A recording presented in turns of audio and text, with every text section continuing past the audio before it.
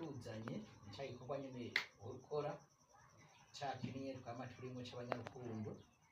Hanyuma rero twarumvise ko hajya mu bisanzwe nta kwaha n'urubavu si sawa none. Yego. Naho wagenda byarabonekana neza yuko umutama wacu nawe yarasanzwe agwaye. Hajya rero umuntu yagwaje naho agenda akabonga kagira muri we, kuko iyo umugabo agwaye wewe umugore nturonka amahoro, n'umugore yagwaye nyene umugabo ntaronka amahoro. None rero muri ivyo n'ukuri twarumvise ko wagwaye, hanyuma umaze kugwara birumvikana neza yuko Imana ikugiriye neza ukongera ukagaruka ngaha mu rugo. Twaza ngaha bamwe ariko twakora kandi twari guka.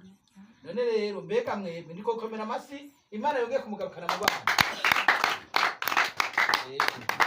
None rero abo kandi bakazanye, hanyuma uko wa mbere yamaze kubivuga ahantu yahora agorobeza n'ahantu yahora yirirwa, natwe kandi muri abo mugwi nyene wacu, muri uyo mugwi bagomba dusabe mushike hano ngaha tukabashikirize cyangwa tugabahagarara ngaha bose tukabashikirize ahabona ngaha ngaha nutusi. None rero aka kantu ni mugashikire, hanyuma rero akakavuye muri tugira agasere aka kantu kavuye umuntu ahagarara hajya hanyuma agafotora ariko habona tuzihanze kandi birabe neza ko twese dushobora kuzama. Turabandanije ijambo neza. Aka kantu rero muvyeyi kavuye handi wa muvyeyi yahora agenda ijoro agakagaruka. None rero aka kantu kavuye mu bakunzi b'iwanyu. Hanyuma rero aka kantu naho bugusubiza ugende ahantu bafunze amazi cyangwa amata ya kwiduka, ugende nawe ugagire ugende kuri, hanyuma kandi nako kitenuze iryo tugire Yesu.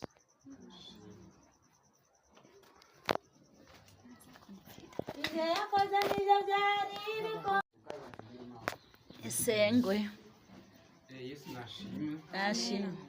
Yego muravuze muti murashitse muri urugo muti rero ikidushikanye hano muri make muti dusanzwe turi abanyarukundo. Wakaranga agatorana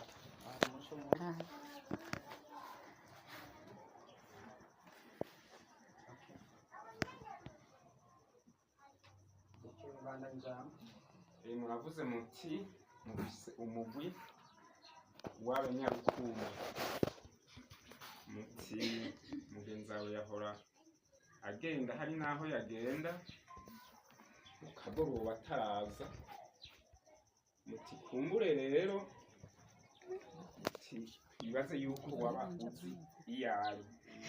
Ibisanzwe muri make n'abanzi iyo ari. None rero ku bisanzwe nanje nk'uko mubivuze isi y'amarira, kandi ku isi niko dutegerezwa kugenda. Narakitswe n'amagara ariko aho bigeze ndashima Imana, ndafise agahengwe kandi nizigira Imana ko bizohera. Ibi ni byo gushimira Imana. Hanyuma rero nanje n'ukuri ndabagamburukiye ndabashimiye. Mwavuze muti muba mwaje kare mutariko rero mwavomye kure. Hajya umuntu iyo avomye kure mugabo akazana amazi aza ari meza kandi aza afise akamaro. Rero n'ukuri nanje ndashimye ndakengurutse.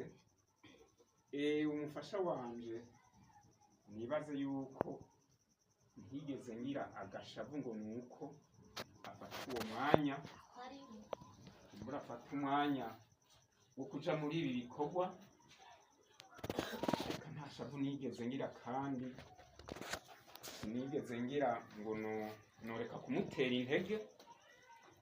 mwavuze ko n'ibikorwa bikunda nanjye ndazi ko ibikorwa bikunda nk'uko asanzwe akunda ibikorwa by'urugo niko akunda n'ibyo bikorwa mukorana mwese none rero nanjye rero ndagambutse ndashimye ndakengurutse ndabashimiye muri yundi mukorana cyangwa azogira ibibazo kuri muramubwira nk'uyu noneho si ibyo mwigishwa ndabibonye kandi ndabyumva mico mwiyemeje none rero kuri ndagambutse ndabashimiye imana ibahezagire amena ibisigaye izobikora bwira abantu bareke kwiganyira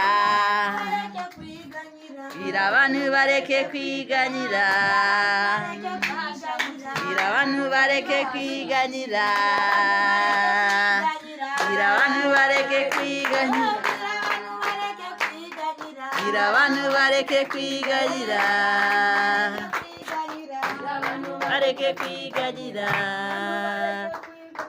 bwira abantu bareke kwiganyira Imana yacu irakomeye cyane ikora imirimo ikagaragara sinibigirwamana itavuga n'ibyumve Imana yacu irakomeye Imana yacu irakomeye cyane ikora imirimo ikagaragara sink'ibigirwamana itavuga n'ibyumve Imana yacu irakomeye